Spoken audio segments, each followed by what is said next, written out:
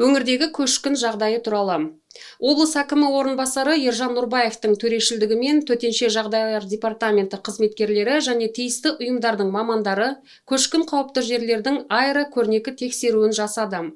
Оның нәтижесінде жазық аумақта қардың белсенді еру фазасы жүріп жатқаны анықталды. Тексерілген аумақта өзендердің тасуы, су басу байқалмайды. Жағдай қиындаған орайда облыста жергілікті атқарушы органдар мен азаматтық қорғаныс қызметтерінің күштері топтастырылады. Көшкін кезіндегі әрекеттер жайлы тұрғындар белсенді ақпаратталуда. Уважаемые рейдерцы, у нас уже активно... Құрметті рейдерліктер, қазіргі таңда күн райына байланысты күн шығып, қар жақсы еріп жатыр. Сол себепті көшкін тақырыбы өзекті болып тұр. Өткен жылдардағы тәжірибеден қаламыздың аса қатты су тасқынына ұшырамағандығын көруге болады. Алайда су тасқынынан қаламыз сақтандырылмаған. Ол жайында білу керекпіз. Бірінші кезекте таза сумен біраз азық-түлік қорын жинақтап қою керек. Және су өтпейтін пакетке құжаттарымызды салып қою керек.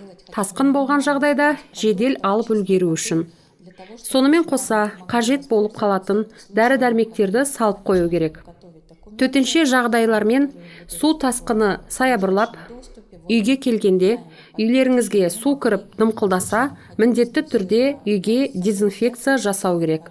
Дезинфекциялық құралдар коронавирустан соң көпшілігімізде сақталған, олар болмаған жағдайда қарапайым белизнаны пайдалану керек.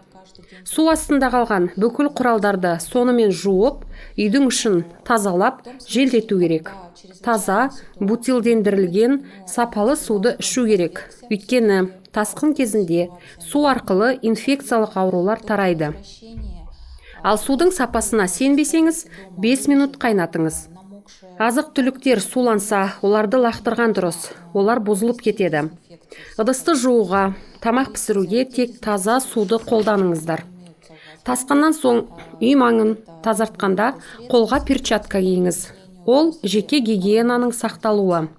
Және жүрек айнып, іш ауырса, асқазаныңыздың жұмысы бұзылса, міндетті түрде медициналық жәрдемге жүгініңіз.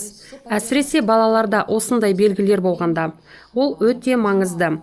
Өзіңіз емдемей, бірден медициналық мекемеге жүгініңіз.